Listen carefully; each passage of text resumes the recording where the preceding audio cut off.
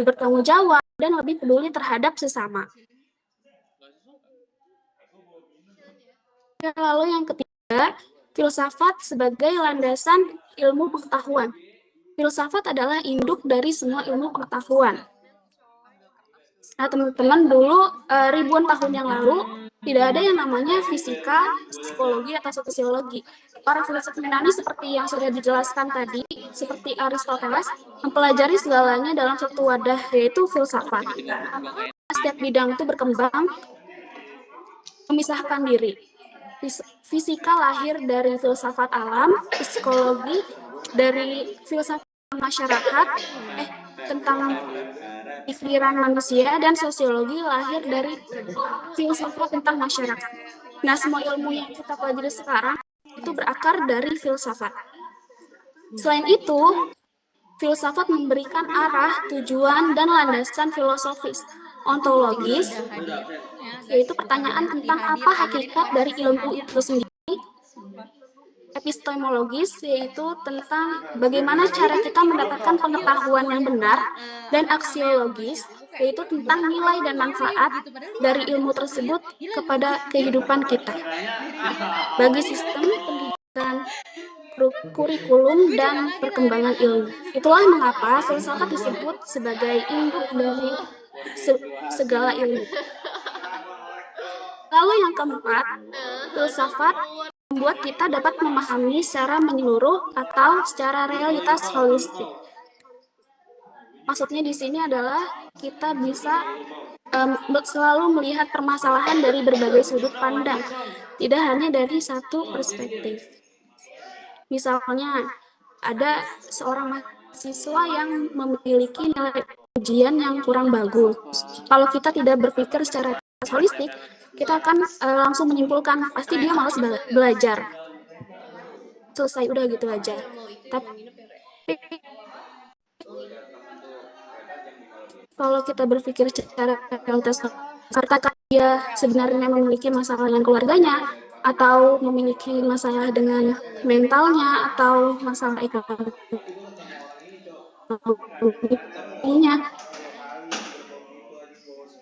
Inilah yang dimaksud melihat realitas secara holistik. Tidak langsung menyimpulkan dari satu sudut pandang saja, tetapi melihat dari berbagai sisi. Terima kasih, saya kembalikan kepada moderator. Baik, terima kasih teman-teman kelompok 1 atas penjelasannya. Berikutnya dijelaskan oleh Dewi. Tadi malam hari ini gue kesini, gue lupa bawa kertas. Terus hari-hari gue itu mah nggak bawa nggak, masalahnya gue belum nyatet kalkulus gue. Baik, saya akan menjelaskan tentang demarkasi sains, pengetahuan ilmiah sains, dan pengetahuan non-ilmiahnya pseudoscience. Nah, demarkasi sains dan pseudoscience ini ada menurut Lakatos. Lakatos ini memiliki nama asli Imre Lakatos, seorang filsuf, sains dan matematikawan dari Hungaria. Dia juga merupakan tokoh terkenal riset ilmiah. Jadi menurutnya terletak pada kekuatan proses analitis, penggalian hingga permasalahan inti. Jadi sains itu tuh sadar akan proses, terus argumentatif. Sedangkan pseudoscience itu terletak pada taklid. Taklid itu menerima laksanan sebagai wahyu. Kita mau mengikuti alur proses riset yang amat bersih dan dingin. Pseudoscience hanyalah pemaksaan atas fakta-fakta yang ada. Yang padahal di dunia ini banyak sekali fakta-fakta yang tidak membuktikan apapun, kecuali menjelma sebagai anomali-anomali itu. Jadi, sains itu dinamis dengan perubahan serta pergeseran komitmen-komitmen. Sebaliknya, pseudoscience hanya merupakan dogma-dogma yang harus ditelan bulat tanpa argumentasi alternatif atau without ice breaking, dan Lakatos membuat demarkasi yang jelas terletak pada kejujuran dan ketidakjujuran dalam setiap keilmiahan ini sebagai manifestasi gerakan moral dari para ilmuwan. Baik, saya kembalikan kepada moderator untuk penjelasan selanjutnya.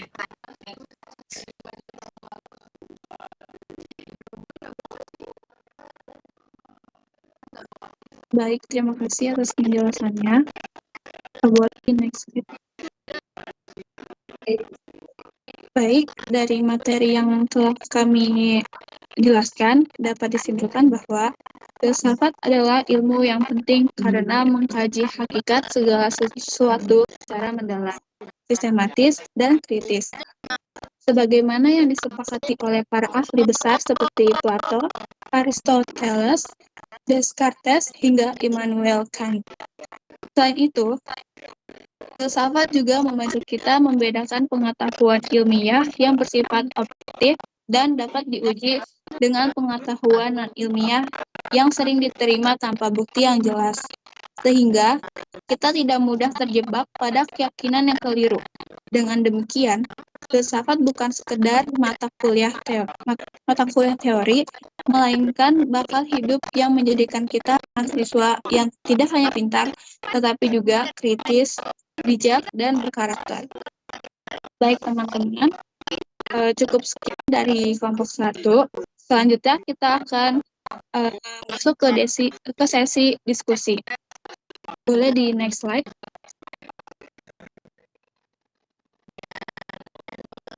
Untuk pertanyaan pertama, menurut kalian, apakah seseorang bisa hidup tanpa filsafat?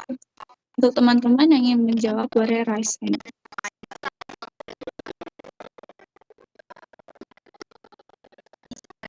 Sebutkan namanya yang menjawab ya.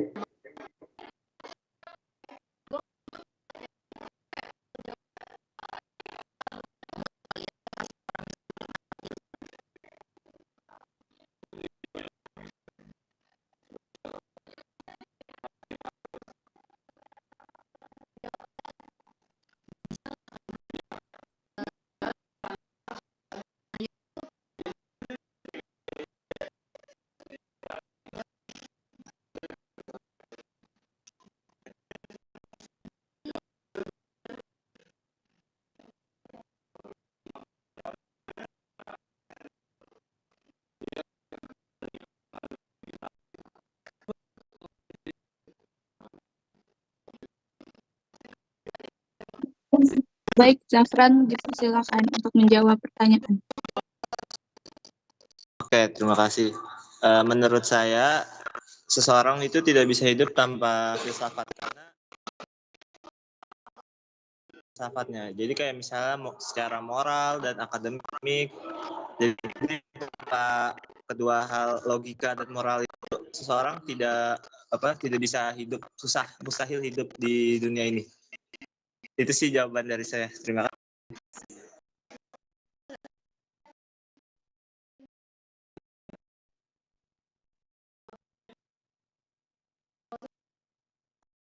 Baik, terima kasih Zafran atas dari teman-teman yang lain. Apakah ada yang ingin berpendapat juga?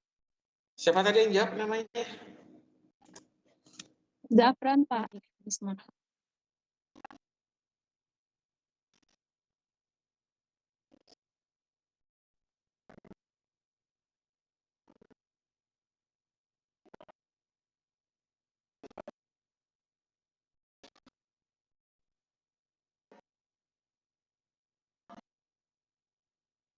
Oke, dilanjutkan.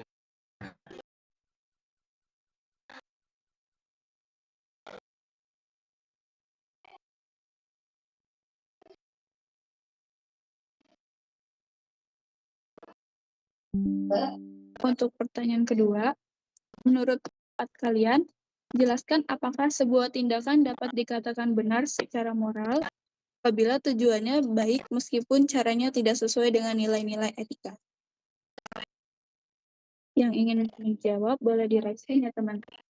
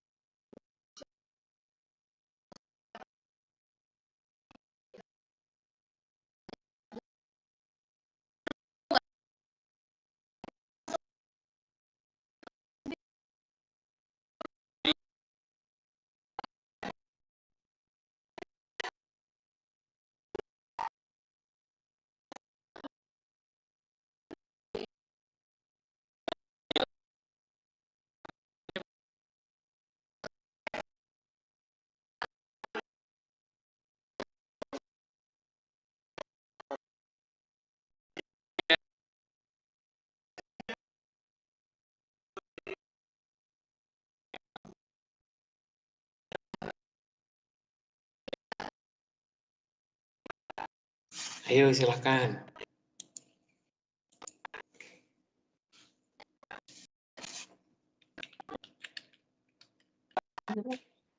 Baik, Kaza, dipersilakan untuk menjawab.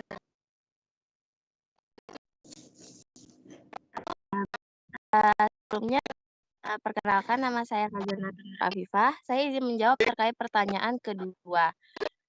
Bagi saya, sebuah tindakan itu tidak dapat sepenuhnya dikatakan benar secara moral jika tujuannya baik, tapi caranya itu tidak sesuai dengan nilai-nilai etika. Karena dalam moral tersebut, cara dan tujuan itu juga sama-sama penting.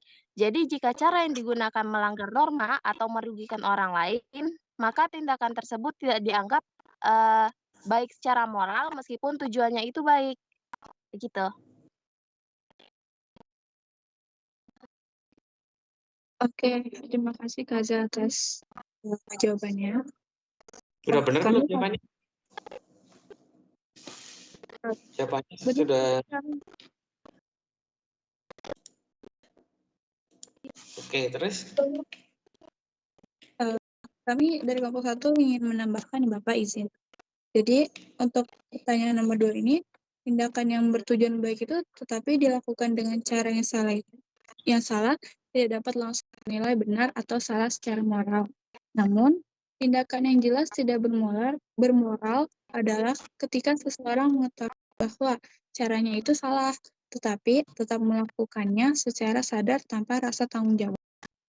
Saya izin menambahkan juga, karena dari filsafat mengajarkan bahwa orang yang benar-benar bermoral adalah orang yang berusaha menemukan cara yang tepat untuk mencapai tujuan yang benar, bukan memilih jalan pintas dengan berlindung di balik niat baik. Dengan demikian, niat baik memang penting, tetapi belum cukup untuk menjadikan suatu tindakan dinilai bermoral secara utuh.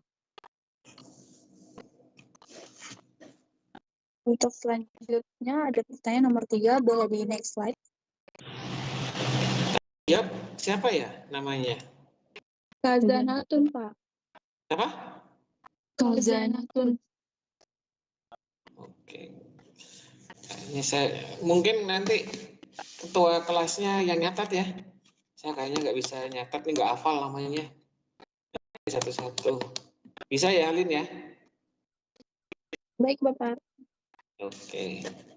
Oke, selanjutnya ada pertanyaan yang ketiga. Pertanyaan itu, apa yang dimaksud dengan Homo sapiens? Dan mengapa keberadaannya ini relevan dengan kajian filsafat ini? Untuk yang mau menjawab, boleh di raise hand.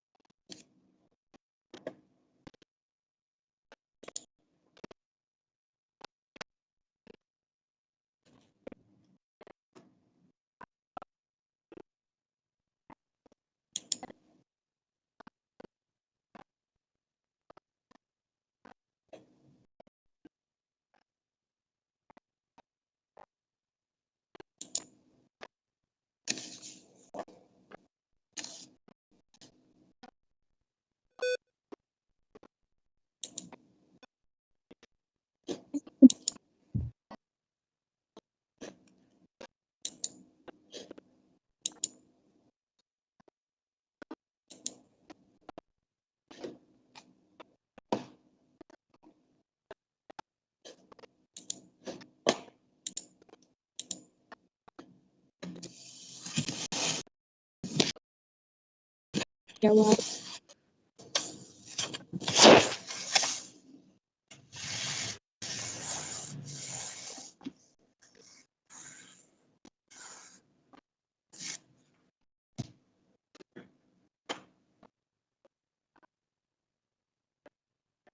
Baik.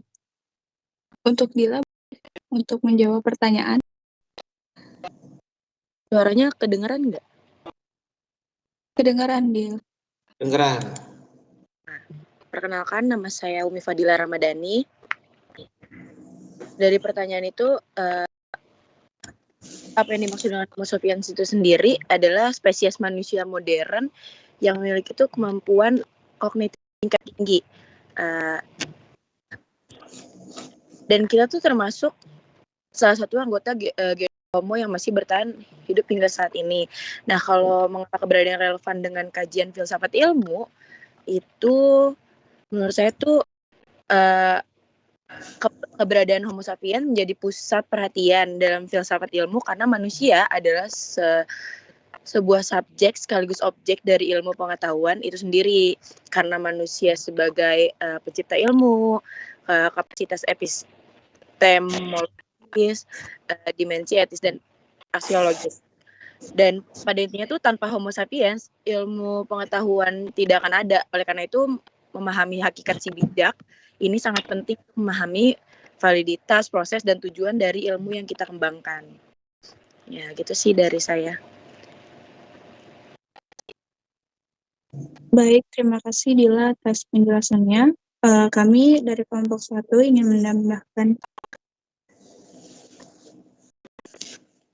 Baik, izin menambahkan, keberadaan Homo sapiens sendiri menjadi relevan dalam kajian filsafat ilmu karena manusia memiliki kemampuan untuk bertanya, meragukan, meneliti, dan mencari kebenaran tentang berbagai hal di dunia.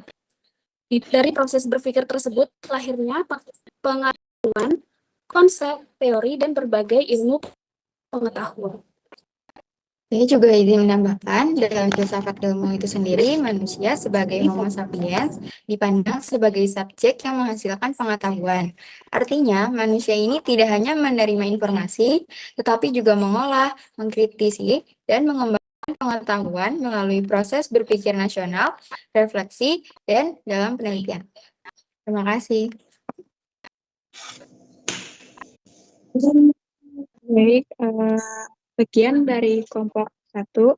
Apabila ada kesalahan menggunakan kita yang jawab, boleh. Tadi sudah dijelaskan demarkasi itu enggak? Demarkasi dijelaskan, Pak. Oh ya, bedanya antara apa sih bedanya antara pengetahuan ilmiah dan non ilmiah, ada nggak?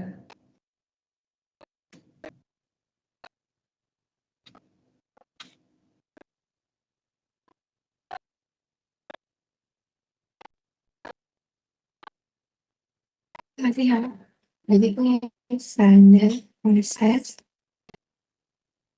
Demarkasi itu apa sih artinya? Biasanya sering dibahas nih di geopolitik. Nah, kalau sekarang di filsafat, apa yang dimaksud dengan demarkasi itu?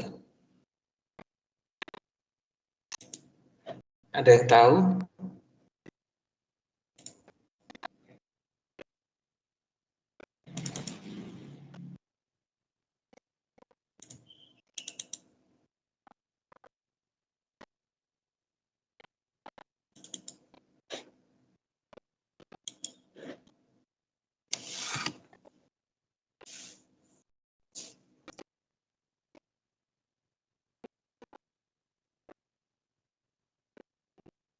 Kemudian tadi juga sempat disinggung ya, istilah tentang ontologi, epistemologi, dan aksiologi.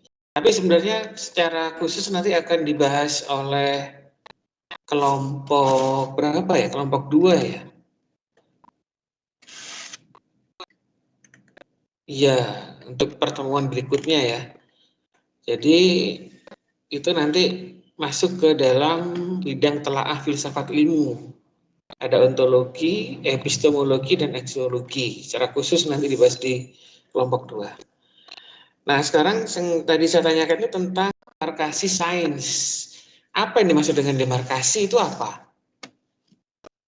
Demarkasi dulu itu apa sih? Dari kata-katanya mark itu dari bahasa Inggris sebenarnya ya. MARK itu apa artinya?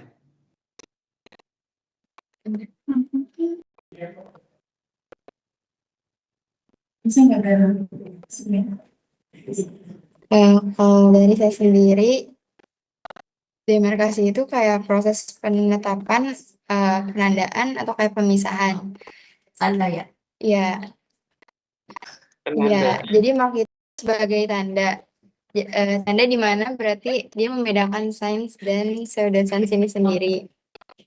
Lalu saya mengambilnya dari jurnal yang menurut Lakatos, yang dimana ini terletaknya pada kekuatan dalam proses analisisnya. Karena si ahli Imre Lakatos ini, dia ini ahli terkenal dalam riset ilmiah. Begitu Pak, kalau dari saya. Oke, demarkasi itu penandaan atau mungkin secara khusus itu bisa dikatakan sebagai garis batas ya. Jadi garis atau batas-batas atau demarkasi itu sesuatu yang membatasi antara pengetahuan ilmiah dalam hal ini sains dengan pengetahuan non ilmiah. Ya. Kalau pengetahuan ilmiah itu kan saya, kalau yang non ilmiah biasa dikenal dengan istilah pseudoscience ya. Pseudoscience. Pseudo itu artinya mu atau gaib mungkin ya, tidak bisa tidak kasat mata lah istilahnya. Jadi pseudoscience itu sains yang semu. Pseudo itu semu artinya. Oke. Kalau dalam hal ini pseudoscience itu dimaknai sebagai suatu pengetahuan non ilmiah. Jadi ada dua hal. Ada pengetahuan ilmiah atau sains dan pengetahuan non ilmiah atau pseudoscience. Ada yang bisa ngasih contoh nggak? Pengetahuan non ilmiah dan bagaimana cara mendapatkannya. Begitu pula untuk yang sains ya. Kalau yang sains mungkin atau pengetahuan ilmiah banyak nih. Contohnya ini banyak sekali. Banyak sekali. Yang paling gampang itu tentang gravitasi misalnya. Siapa yang mencetuskan tentang gravitasi? Ada yang tahu? Ada yang ingat?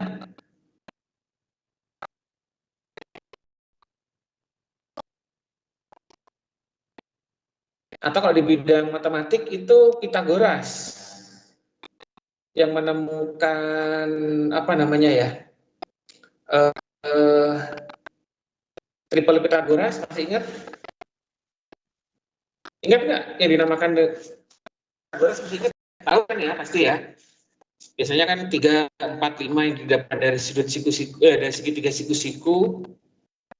Kemudian ada sisi miringnya. Nah, sisi miring itu didapatkan dari jumlah dari kuadrat sisi yang tegak lurus. Nah, itu di pengetahuan ilmiah atau di sains. Cara menemukannya gimana? Nah, secara epistemologis itu kan cara mendapatkan pengetahuan epistemologis itu. Nah, dulunya kan Pythagoras itu menemukan rumus itu kan nggak tiba-tiba langsung dapat ya. Dia itu, ini sejarahnya ya, kalau saya tidak salah ingat, tidak salah baca, waktu itu di Mesir.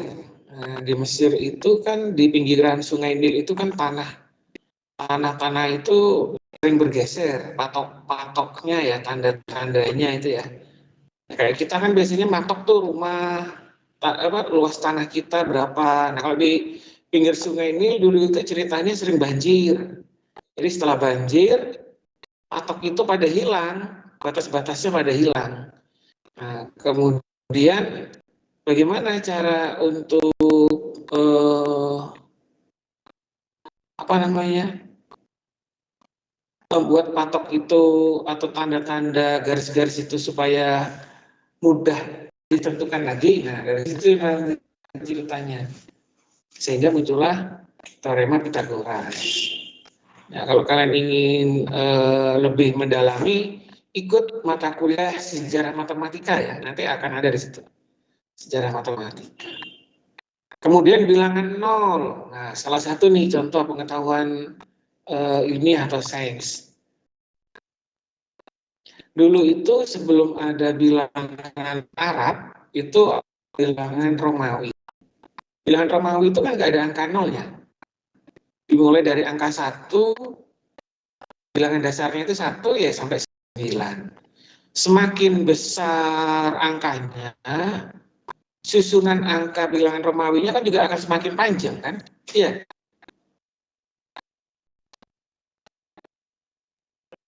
Misalnya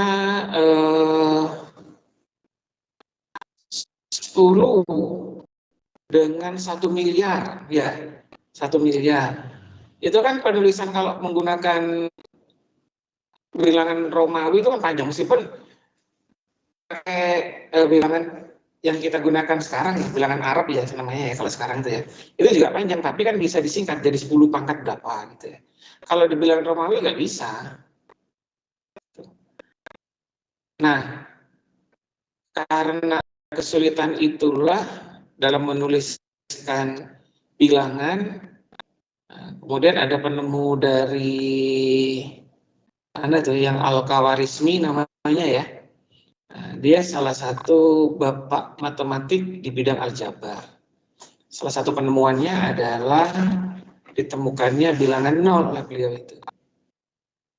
Itu salah satu contoh pengetahuan ilmiah. Nah, sekarang yang saya tanyakan itu adalah pengetahuan non ilmiah. Ada yang bisa kasih contoh nggak?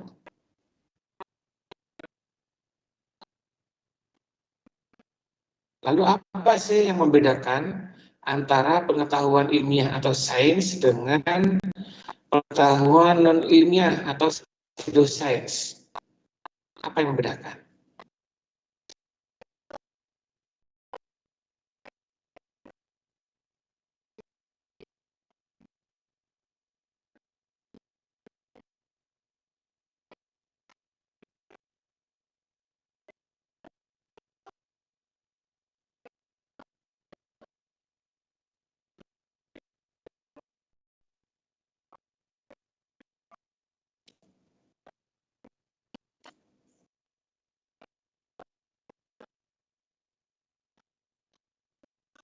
Ada yang bisa kasih contoh? Silakan.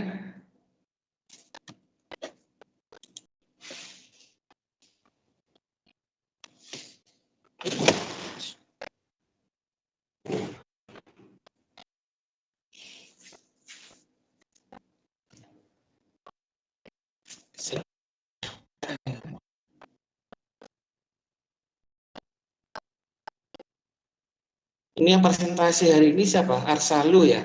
Sama? Siapa sih kelompok presentasi? Arsalu, Alin, Sama satunya? Zaskia, dan Siapa? Berilia, Pak. Oke. Bapak, saya izin menjawab pertanyaan Bapak yang contoh pengetahuan ilmiah. Pengetahuan non ilmiah. Oke. Pengetahuan ilmiah itu kan pengetahuan yang diperolehnya itu tidak dengan metode ilmiah ya Pak. Tapi ini berasal dari pengalaman sehari-hari itu, kayak kepercayaan atau tradisi ataupun pendapat pribadi. Nah, contohnya itu mungkin kalau dari pengalaman pribadi, ya seseorang ini percaya bahwa minum teh itu akan selalu menyembuhkan kayak penyakit yang demam atau lagi meriang seperti itu, Pak. Oke, itu pengetahuan non ilmiah ya, sains. Ada yang lain?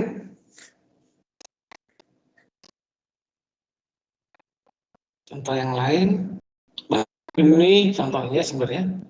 Apalagi nanti terkait dengan hal-hal mitos, hal-hal gaib gitu ya, dimana yang tidak bisa dibuktikan secara ilmiah, nah itu masuk ke dalam golongan pseudoscience. Apa contohnya yang lain?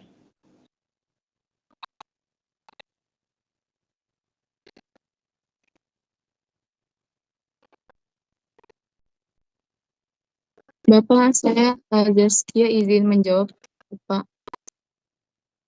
Silakan. Contoh kayak mitos itu misalkan kalau malam-malam itu nggak boleh nyapu halaman karena pamali gitu, Pak. Jadi kalau misalkan pseudoscience tadi kayak mitos-mitos.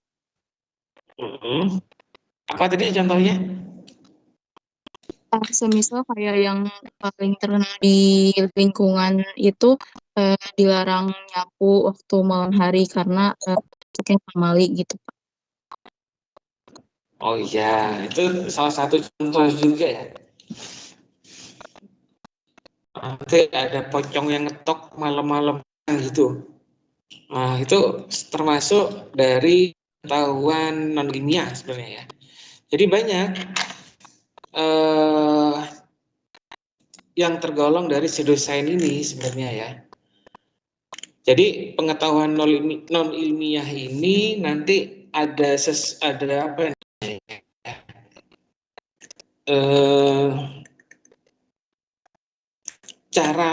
Jadi secara epistemologis itu sebenarnya ada beberapa hal untuk mendapatkan pengetahuan pseudoscience. Jadi yang pertama itu dari apa sih istilahnya ya? Common sense itu apa? Masuk akal gitu ya. Misalnya ada sesuatu atau ada suatu event atau kejadian di mana kejadian itu terjadi dan masuk akal. Selama belum bisa dibuktikan secara ilmiah, nah itu masih ke dalam golongan ilmiah atau pseudoscience. Contohnya apa misalnya? Contoh, saya pernah membaca bahwa kalau banyak, tadi kan minum teh ya, kalau kita minum kopi sehari minimal 1 kali, pahit gitu ya, kita meyakini bahwa saya meyakini bahwa kalau minum kopi sehari minimal 1 kali itu akan memperkuat jantung. Misalnya. Tapi keyakinan saya ini belum ada pembuktian. Nah itu yang dinamakan sebagai pseudoscience. Kalau seandainya ada orang lain yang membuktikan keyakinan saya, nah baru yang saya yakini itu akan menjadi satu pengetahuan ilmu. Nah, itu ya, itu ada demarkasi, ada batas. Contoh lain misalnya,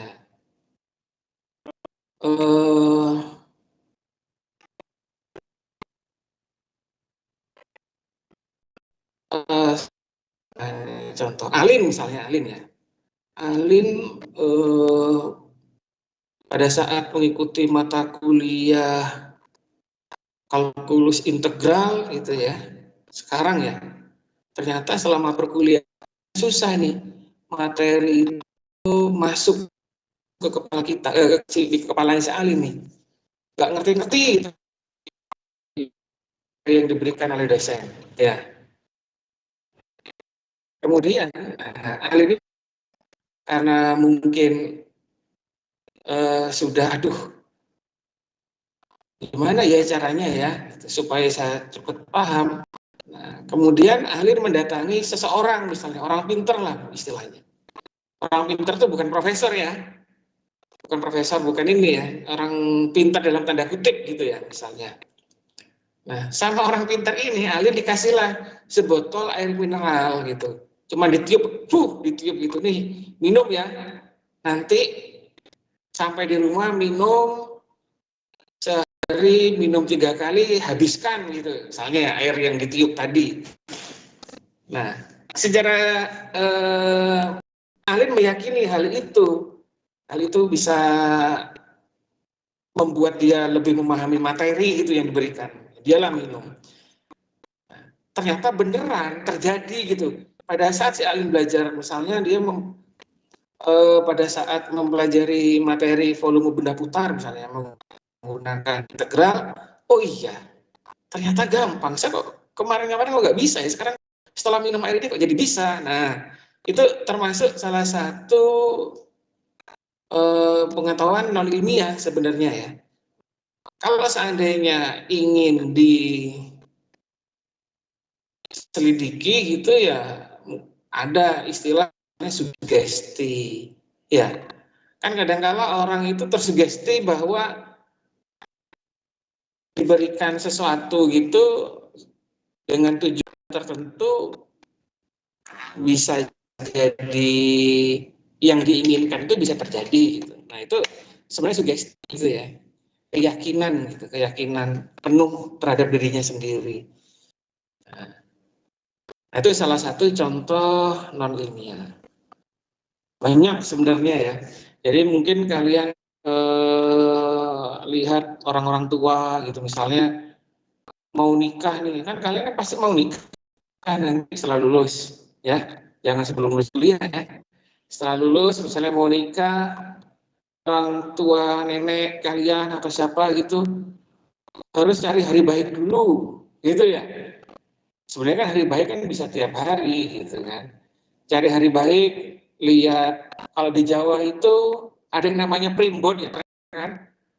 Primbon, jadi tanggal lahir mempelai laki sama mempelai wanita, tanggal lahirnya dihitung, ada yang pakai namanya dihitung, kemudian sampai ketemulah hitung tertentu, lahirnya itu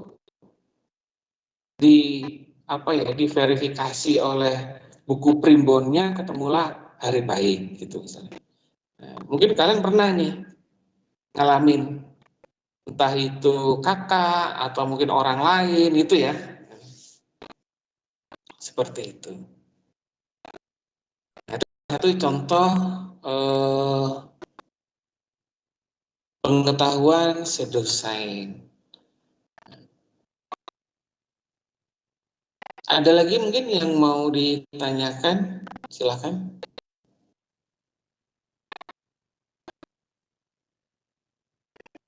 Bapak izin bertanya, berdasarkan saat itu masuknya ke ilmu ilmiah ya Pak? Iyalah, pasti itu non ilmiah. Nah, ilmiah. Tapi itu di fisika sudah ada yang mempelajari itu kalau kalian ngikuti perkembangan perkembangan ilmu di bidang fisika ya. Di fisika itu pernah ada teori namanya dualisme gelombang. Nah, jadi benda padat itu selain dia itu menjadi benda fisik, dia itu bisa diubah menjadi gelombang gitu ya. Gelombang. Jadi bisa berubah benda fisik jadi gelombang. Analoginya itu kayak air misalnya. Air itu kan bisa jadi cair, bisa jadi padat, bisa jadi uap air gitu kan. Nah, benda fisik juga sama sebenarnya. Jadi itu bisa dijadikan sebuah gelombang, kemudian gelombang ini dikirim gitu ya, dikirim kemana itu, nah nanti setelah sampai dia akan berubah menjadi benda fisik lagi. Nah, itu mungkin disantet seperti itu kali ya ceritanya mungkin ya. Kan kadang-kala ada hal yang tidak bisa dinalar oleh logika kita ya. Kok bisa sih ada paku di perutnya si A gitu. ada paku di mana gitu, benda asing ada di tubuh manusia. Pernah juga dulu ada, ini nggak tahu kalian udah lahir belum ya, bisa cari aja informasinya ada itu. Jadi ada manusia itu bisa tumbuh kawat. Ya. Coba bayangkan ada kawat tumbuh menembus kulit kalian. Rasanya sesakit apa itu coba. Dan itu bisa, dan itu ada beritanya. Terlepas hal itu benar atau enggaknya ya saya nggak tahu ya. Karena itu kan saya membacanya dari media massa aja.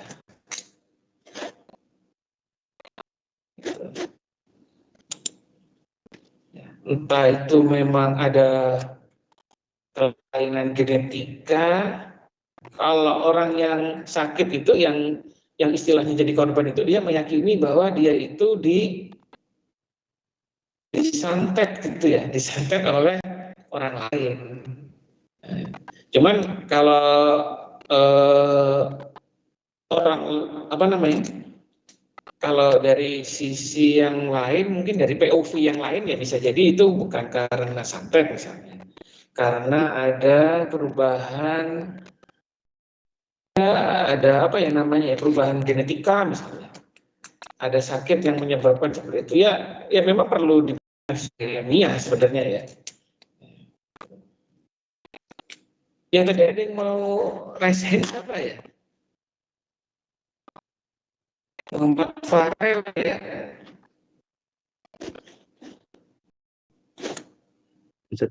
Iya Pak, saya mau nanya. Tadi kan menurut Bapak secara teori fisika itu kan kayak tentang gelombang yang disalurkan ke orang gitu. Tapi kan kalau misalnya gelombang itu kan pasti ada batasan rambat tuh gitu. Tapi kan nggak mungkin kalau misalnya itu kayak misalnya itu dikirimin dari orang terus kesantet gitu, jadi kayak sebuah gelombang menjadi benda. Tapi itu kan nggak mungkin Pak. Iya, Itu kalau hipotesis kan perlu dibuktikan sebenarnya kan. Tapi juga pas Bapak bilang secara genetika atau secara biologis itu juga nggak mungkin kan, penyakit orang nggak mungkin langsung kayak gitu. Iya betul. Memang perlu dibuktikan semuanya itu.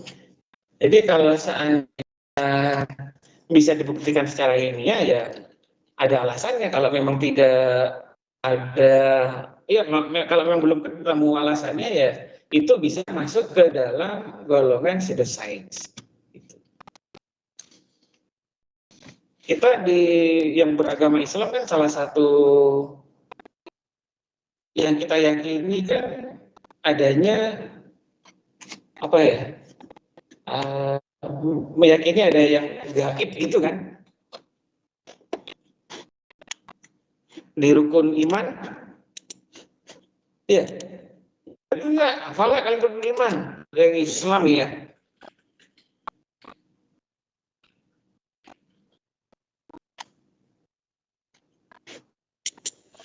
Iman kepada yang gaib ya.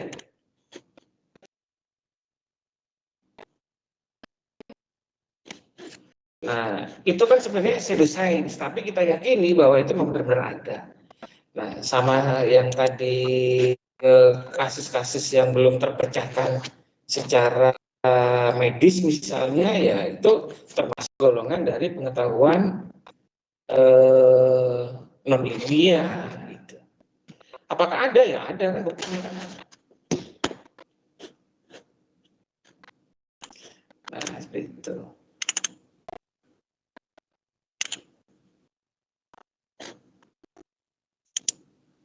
Oh ini beritanya ada itu. Namanya Nur Saidah. Kawat ditumbuh di dalam tubuh, dari dalam tubuh gitu. Nah, bisa dicari. Oke, mungkin ada yang mau ditanyakan lagi atau ada yang mau disampaikan, silakan. Kalau definisi filsafat apa tadi? Yang dimaksud dengan filsafat apa? Dari asal kata apa itu filsafat? Jadi di awal-awal sempat disampaikan ya? Iya Bapak, disampaikan filsafat itu Apa artinya?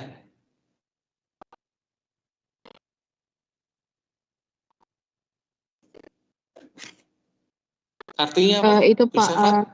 artinya itu sebagai, kalau filosofi itu diartikan sebagai orang yang mencintai kebenaran sehingga berupaya memperoleh dan memilikinya. Kalau filsafat itu kata pilien arti mencintai, Sophia itu kebijaksanaan, Pak.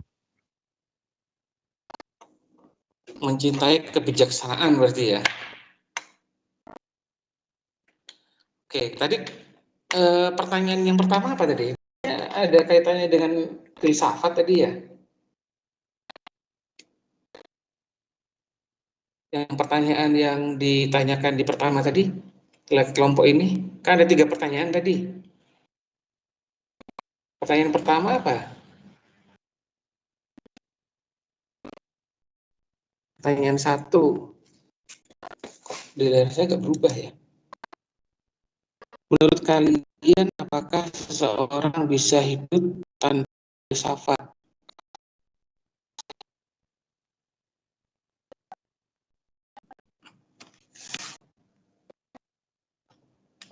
Jadi jawabannya apa? Tidak bisa. Atau Jadi Zafran jawab seseorang itu tidak bisa hidup tanpa filsafat karena secara tidak langsung manusia itu sendiri sudah menjalankan arti dari filsafat, Bapak. Kalau dari pendapat Zafran. Oke, contohnya apa kalau di kehidupan sehari-hari?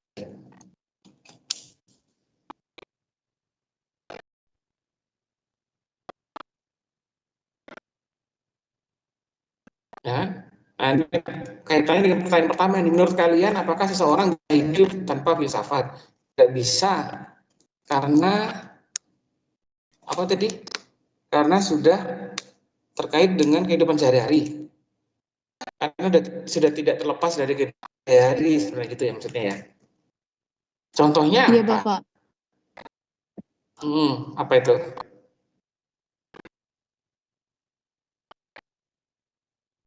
Apa tadi contohnya? Contohnya seperti berpikir kritis, Bapak. Karena filsafat itu sendiri kayak teori menunjukkan kebenaran gitu, Bapak. Berpikir untuk menunjukkan kebenaran ataupun realitas kehidupan. Tapi nggak berpikir kritis juga nggak apa-apa kan sebenarnya kan?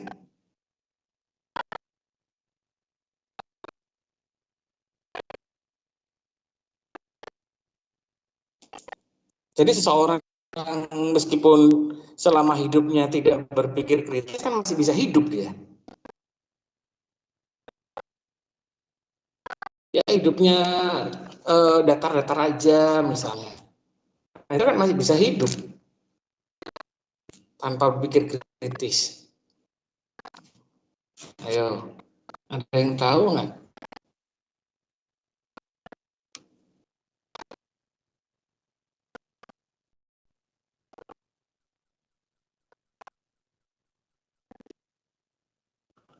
Apakah seorang bisa hidup tanpa filsafat?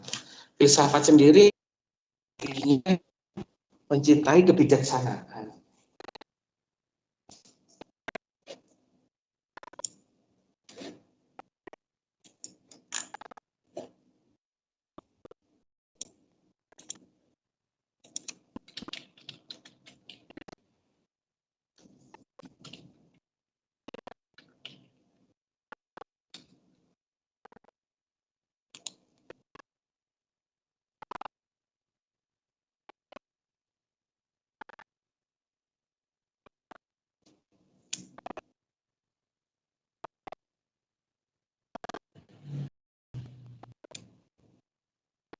Ada yang tahu? Mudah ini sebenarnya.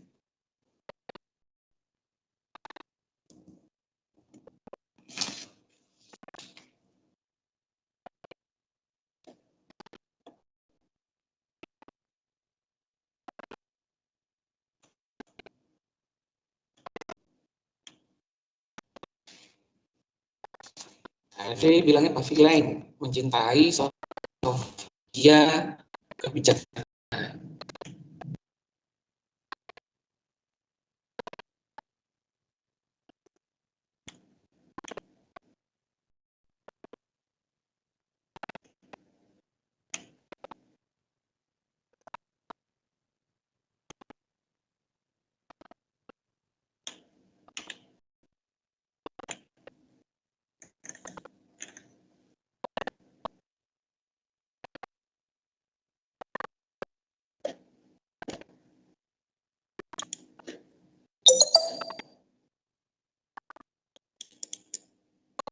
aja.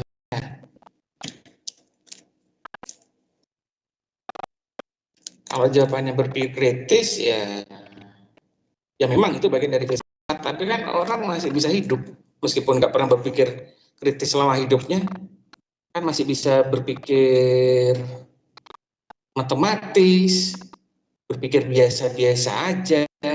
Ya, contohnya apa? Ada yang tahu? Ada yang bisa berikan contoh?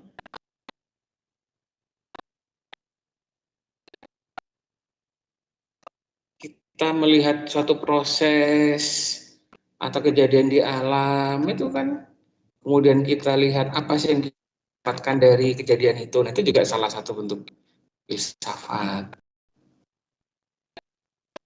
Fungsinya buat kita apa, maknanya. Jadi di alam ini ya, di dunia ini kan semua itu ada maknanya, ada maksudnya gitu ya. Meskipun yang paling kecil pun itu pasti ada sesuatu yang bermakna di situ. Kalian lihat semut berjalan gitu ya, itu kan ada maknanya. Ada noda di tembok. Misalkan kalian lagi melamun, lihat tembok, wah temboknya bagus, di situ ada noda hitam gitu ya. Nah itu meskipun noda ada maknanya. Nah kalau di sejarah matematik, penemu sistem koordinat kartesius, dia menemukan sistem koordinat kartesius dari situ. Dia cuma ngelamun-ngelamun aja lagi gabut, si Kartesius apa namanya ya, saya lupa nama penemunya, dia lagi gabut gitu lihat-lihat tembok, di tembok itu ada hitam, titik gitu ya. Nah, kemudian dia gimana ya caranya menandai titik itu posisinya di sebelah mana di dalam di ini. Nah, akhirnya tercetuslah sistem koordinat. Jadi hal-hal yang gabut gitu kalian bisa jadi suatu yang penting ya, bisa mengubah dunia gitu. Mungkin kalian pernah dengar istilah butterfly effect ya. Butterfly effect kan, kepakan sayap kupu-kupu. Ya. Ada teorinya juga. Kalian bisa baca sendiri nanti. Nah ini balik lagi nih ke pertanyaan yang pertama. Apa sih contoh yang paling sederhana aja? Nah, bernapas. Iya. Jadi kalau orang bernapas gitu kan, kalau ingin berfilsafat lagi gitu, kita bernapas, yang kita hirup oksigen, ya kan? Kalau kita nggak bernapas, ya bisa mati lah, ya. Kalau kita bernapas, kemudian di sekitar kita itu oksigennya sedikit, lebih banyak karbon dioksida misalnya, nah, berarti kita harus menjaga lingkungan. Nah, itu kan salah satu bentuk yang paling sederhana. Jadi kan nggak bisa hidup tanpa oksigen. Nah, jadi kesimpulannya apa? Hasil berfilsafat berarti manusia itu tidak bisa hidup tanpa oksigen. Salah satu halnya itu. Supaya oksigen kita terjaga, ya maka kita harus lebih banyak menanam pohon, misalnya, mengurangi polusi, baik itu terutama polusi udara dan seterusnya. Nah itu salah satu hasil filsafat seperti itu. Itu hal yang paling dasar. Contohnya, oke, ada lagi yang mau ditanyakan? Silahkan. Kalau pertanyaan kedua tadi tentang apa? Yang kedua.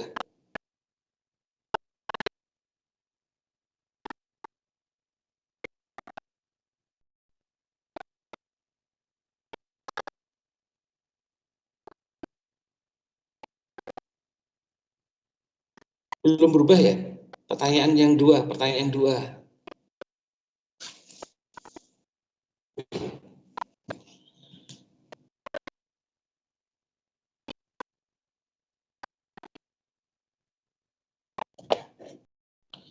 Menurut kalian jelaskan apakah tindakan dapat dikatakan benar secara moral apabila tujuannya baik meskipun caranya tidak sesuai dengan nilai-nilai etika. Tadi udah dijawab ya.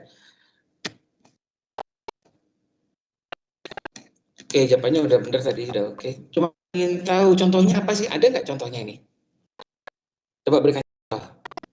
Contoh yang tujuannya baik tapi nggak sesuai dengan nilai etika. Contohnya apa? Ada nggak contohnya?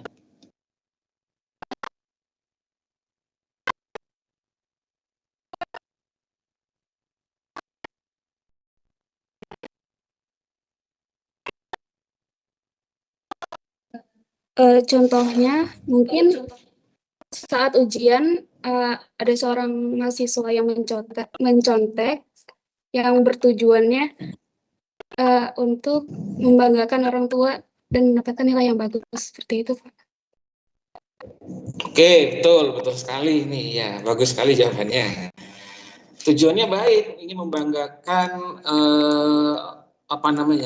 ingin orang tuanya bangga bahwa anaknya atau putranya atau putrinya itu mendapatkan nilai yang baik di dalam perkuliahan.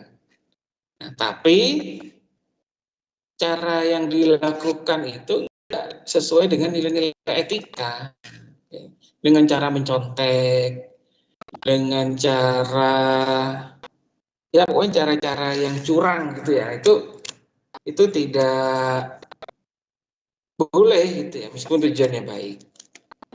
Ya, itu contoh yang ada lagi nggak selain itu contohnya. Jadi kalian jangan contek lagi ya setelah kuliah ini ya. Mungkin yang semester 1 hilaf gitu ya, mencontek pas UTS, pas UAS.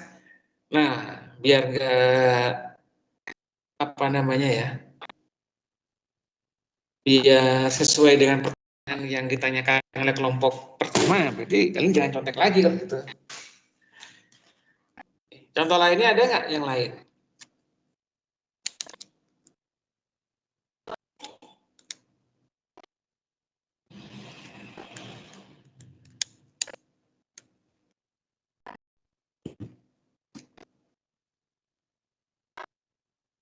Yang ngasih contoh lain?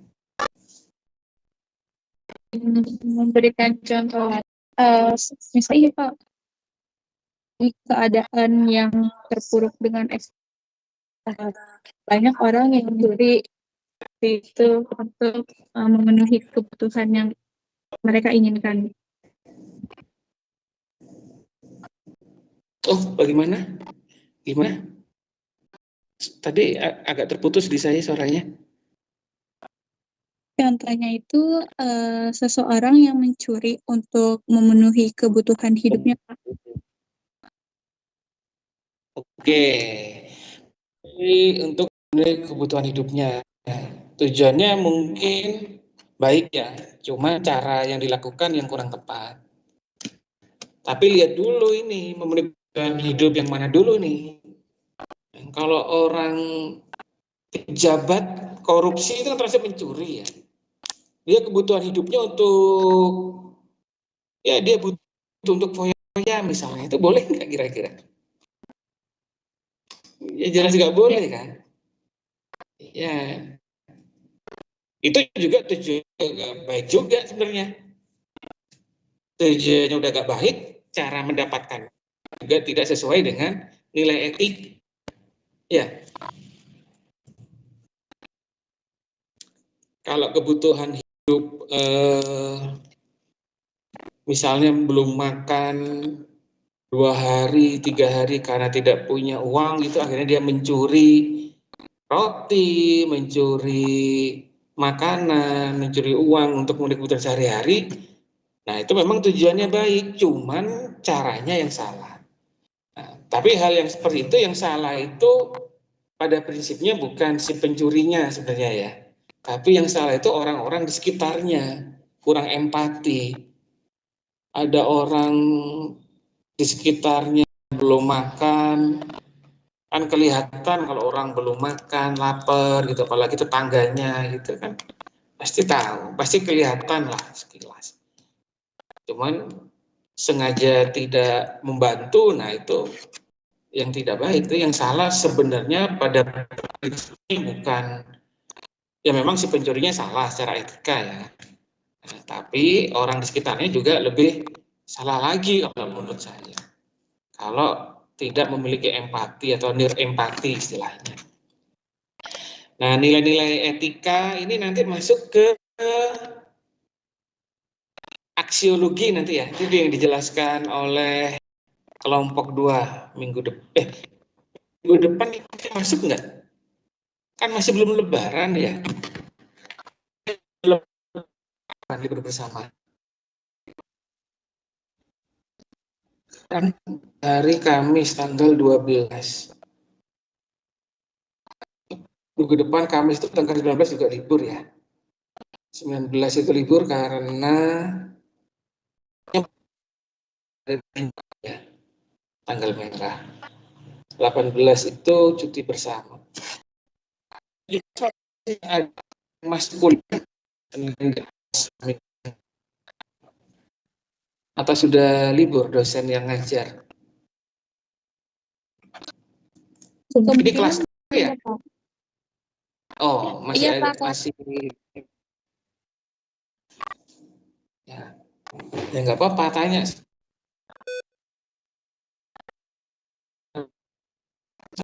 Gitu.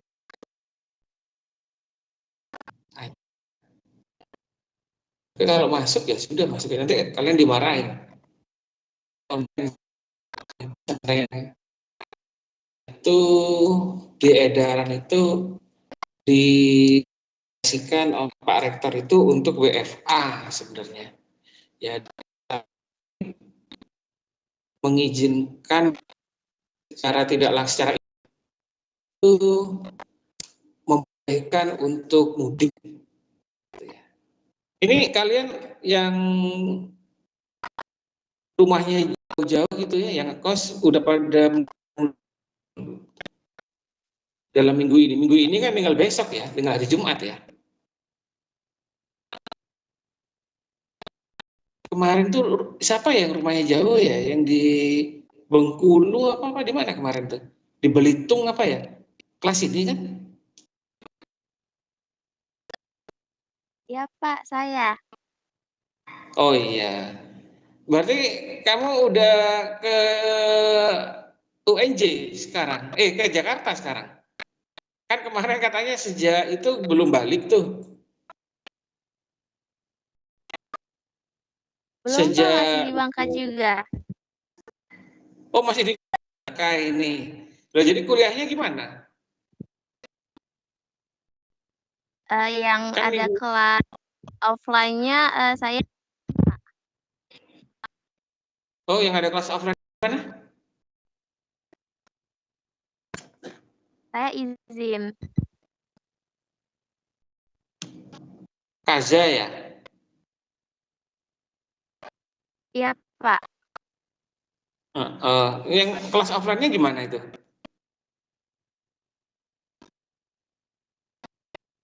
Saya izin buat tidak mengikuti kelas, Pak. Oh, tadi maksudnya izin nggak masuk gitu ya?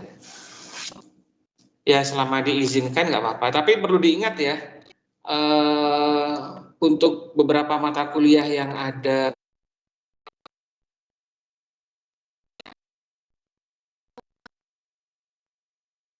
minimal kehadiran itu 80% gitu ya. Jadi kalau 16 pertemuan kan sebenarnya jatah untuk tidak masuknya itu berapa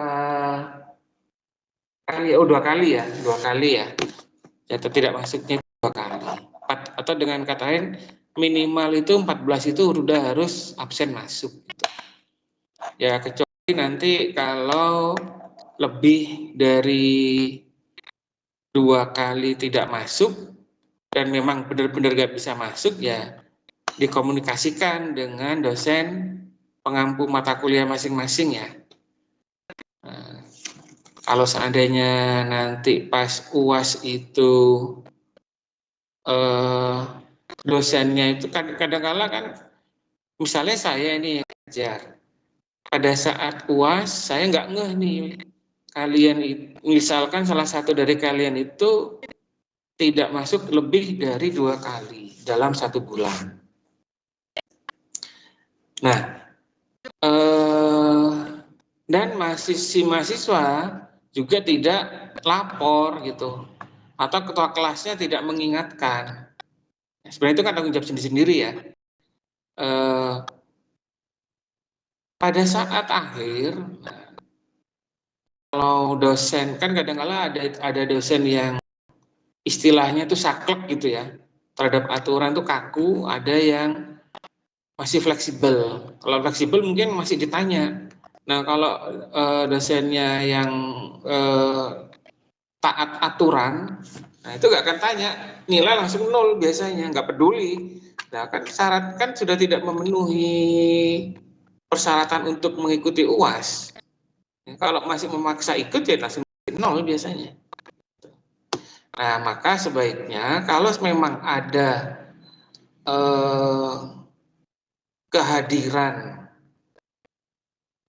ketidakhadiran lebih dari 2 kali dan memang ada alasan yang rasional, itu dikomunikasikan dengan dosen pengampu masing-masing, gitu ya. Lebih baik kalian ngomong daripada nggak ngomong, nanti tiba-tiba di-cut nilainya di akhir malah repot, gitu.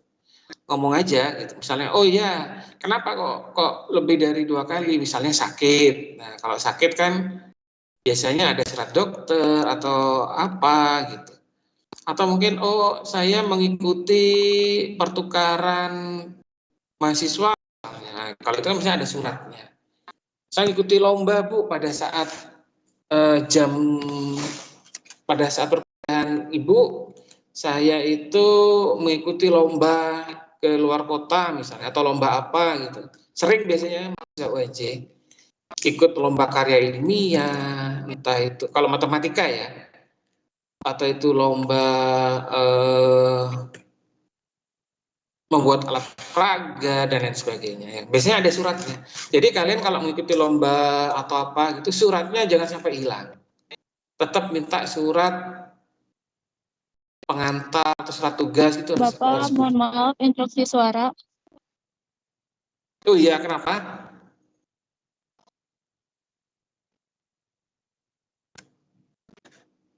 Suara saya terdengar?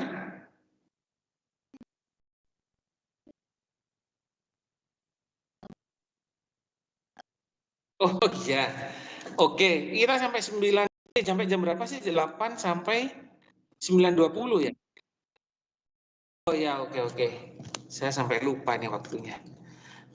Oke, baik, gitu aja ya untuk mata kuliah ini. Nanti kita lanjutkan lagi di pertemuan berikutnya, habis Lebaran yang jelas. Sekian, Assalamualaikum warahmatullahi wabarakatuh. Selamat pagi, selamat melanjutkan perkuliahan ya. Waalaikumsalam warahmatullahi wabarakatuh. Terima kasih Bapak.